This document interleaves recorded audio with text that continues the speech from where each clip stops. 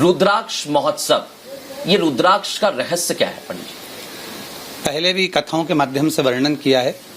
हमारे शिव महापुराण के अंतर्गत 1 मुखी से लेकर 14 मुखी तक रुद्राक्षों का वर्णन किया गया है। स्कंद पुराण में 1 मुखी से लेकर 21 मुखी तक रुद्राक्षों का वर्णन किया गया। भगवान शिव के नेत्रों पर माँ जगतजननी जगदम्बा का, पार्वती जी का जब हस्त कमल रखा, तब भगवान शंकर के नेत्र से एक बिंदु नीचे गिरा। उस बिंदु से रुद्राक्ष का पौधा उत्पन्न हुआ है और माता पार्वती जी के नेत्रश्रु से बेलपत्री का पौधा उत्पन्न हुआ है।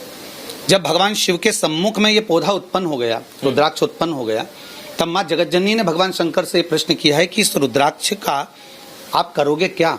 भगवान देवाधिदेव महादेव ने कहा ये मेरे द्वारा निर्मित है, ये मेरे द्वारा प्रकट किया गया है।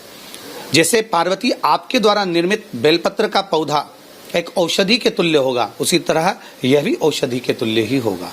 इसका एक आनंद हमारे जीवन में जिसके करीब में रहेगा, समझो शिव उसके साथ में चल रहा होता है। इसलिए हमारे रुद्राक्ष की महत्वता है। लेकिन एक सवाल है पंडित जी मेरा, क्योंकि आपने कहा कि शिव महापुराण में इसका वर्णन है, स्कंद पुराण में इसका वर्णन है।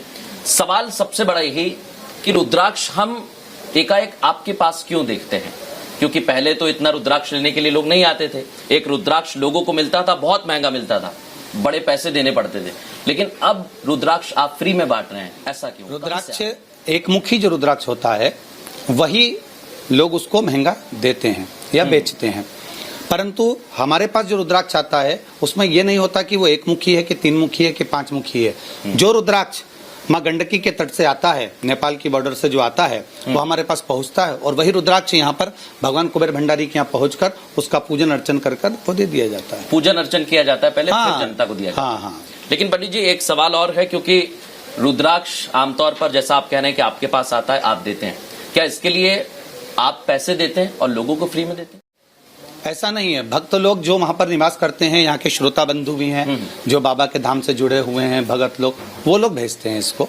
ऐसा उसमें शुल्क का, हमने पहले भी कहा कि भगवान शंकर के नेत्र बिंदु का जो रुद्राक्ष है वो शुल्क से नहीं मंगाया जाता, न पैसों से मंगाया जाता।